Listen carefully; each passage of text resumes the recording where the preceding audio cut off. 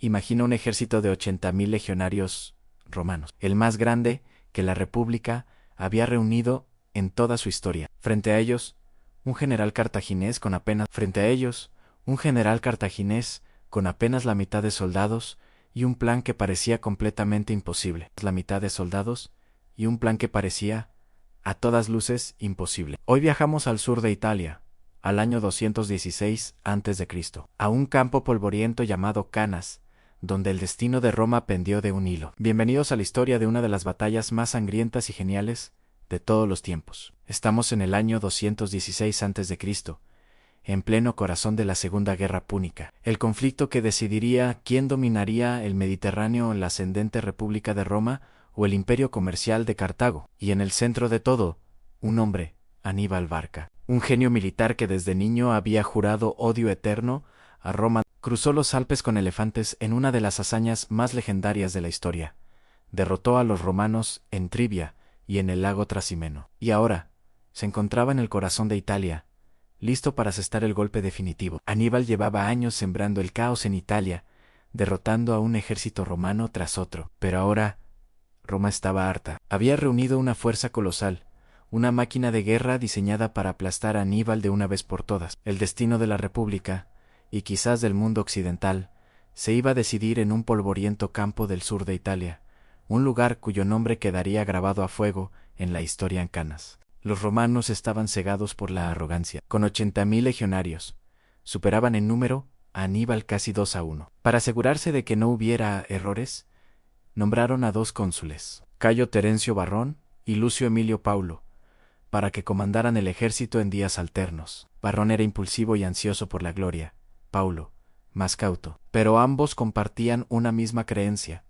La fuerza bruta de sus legiones era invencible. Aníbal, por su parte, parecía atrapado. Estaba en territorio enemigo, con las líneas de suministro cortadas y un ejército gigantesco pisándole los talones. Pero Aníbal no veía una trampa, veía una oportunidad. Eligió el campo de batalla a la perfección, una llanura amplia y llana, barrida por un viento que levantaba nubes de polvo, un terreno ideal para su arma secreta, su caballería, especialmente la caballería númida, los jinetes más letales del mundo antiguo. El plan de Aníbal era una obra maestra de la psicología y la táctica. Sabía que los romanos atacarían de frente, confiando en la superioridad de su infantería pesada, así que decidió darles lo que querían. Colocó a sus tropas más débiles, los mercenarios galos e hispanos, en el centro de su línea, formando un arco convexo que se curvaba hacia el enemigo. En los flancos, posicionó a su infantería africana, sus veteranos más disciplinados y leales, y en los extremos, su poderosa caballería. La idea era tan simple como arriesgada. El centro cedería, se doblaría hacia adentro como un arco, atrayendo a las legiones romanas cada vez más profundamente. Los romanos creerían que estaban ganando, que el ejército de Aníbal se rompía, pero mientras avanzaban, los flancos cartagineses se mantendrían firmes, y su caballería destruiría a la caballería romana en los lados. Una vez hecho esto, los jinetes de Aníbal volverían para cerrar la trampa por detrás. Era una maniobra de envolvimiento total, una doble pinza que nadie había intentado a una escala tan masiva.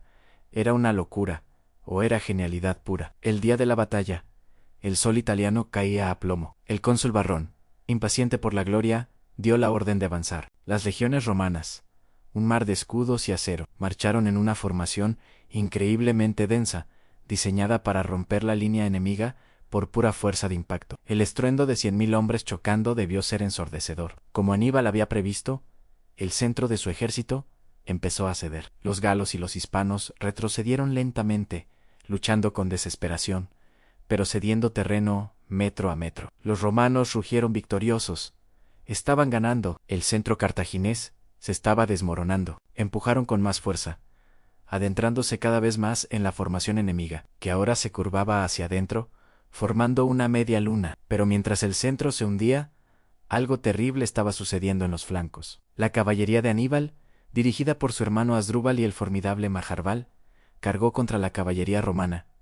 La lucha fue breve y brutal. Superados en número y habilidad, los jinetes romanos fueron barridos del campo de batalla. Y entonces, el plan de Aníbal se completó, mientras las legiones seguían presionando hacia el centro. Sin darse cuenta de lo que pasaba a sus espaldas, la infantería africana de Aníbal, que había permanecido inmóvil en los flancos, giró hacia adentro y atacó los costados expuestos de los romanos. De repente, las legiones ya no avanzaban, sino que eran atacadas por 3 lados. El golpe final llegó desde atrás. La caballería númida, tras aniquilar a sus oponentes, galopó por la retaguardia y cerró la última vía de escape. La trampa se había cerrado. El ejército más grande de Roma estaba completamente rodeado. Lo que siguió no fue una batalla, fue una masacre. El silencio cayó sobre el campo, roto solo por el choque del metal y los gritos de los moribundos. El polvo levantado por el viento se mezcló con la sangre, creando una niebla rojiza que lo cubría todo. Los legionarios romanos, apretados tan densamente que apenas podían levantar sus espadas, fueron aniquilados sistemáticamente.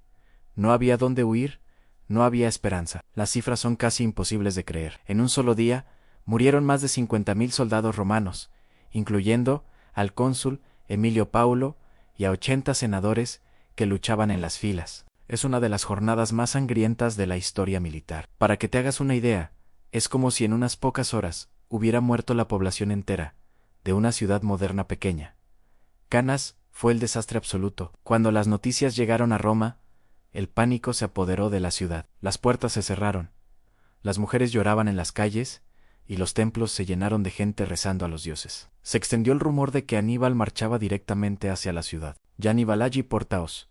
Aníbal está a las puertas. Se convirtió en el grito de terror que los padres usarían durante generaciones para asustar a sus hijos. Roma estaba de rodillas, al borde del abismo. Cualquier otra república, cualquier otro imperio, se habría rendido. Habrían enviado emisarios para negociar la paz, aceptando cualquier condición. Pero Roma no era cualquier otra república. En su hora más oscura, el Senado romano tomó una decisión que cambiaría la historia. Prohibieron el luto público, prohibieron la palabra paz, se negaron a rescatar a los prisioneros. En lugar de rendirse, decidieron seguir luchando. Reclutaron esclavos, criminales e incluso adolescentes para formar nuevas legiones. Demostraron una resiliencia, un espíritu de lucha indomable que sorprendió a Aníbal y al mundo entero. Nunca antes una nación había resistido una derrota tan devastadora sin colapsar por completo. Entonces, ¿por qué Aníbal no marchó sobre Roma y terminó la guerra? Es una de las grandes preguntas de la historia. Su propio general de caballería,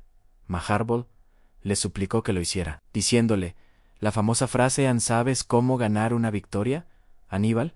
Pero no sabes cómo usarla. Quizás Aníbal sabía que no tenía el equipo de asedio necesario para tomar una ciudad tan bien fortificada. O quizás su objetivo nunca fue destruir Roma, sino romper sus alianzas y aislarla. Sea como fuere, Aníbal ganó la batalla, pero no supo cómo ganar la guerra. Roma, por su parte, aprendió la lección. Adoptó una nueva estrategia, ideada por un general llamado Fabio Máximo, apodado el Counter, que significa el que retrasa. La estrategia fabiana consistía en evitar a toda costa una batalla campal contra Aníbal. En lugar de eso, los romanos lo acosaban, atacaban sus líneas de suministro y desgastaban a su ejército poco a poco. Aníbal, el genio del campo de batalla, se vio atrapado en una guerra de desgaste que no podía ganar. Perdió el impulso y años después sería finalmente derrotado en África, en la batalla de Zama, por un general romano que había estudiado sus tácticas en Escipión el africano. La batalla de Canas fue, al mismo tiempo,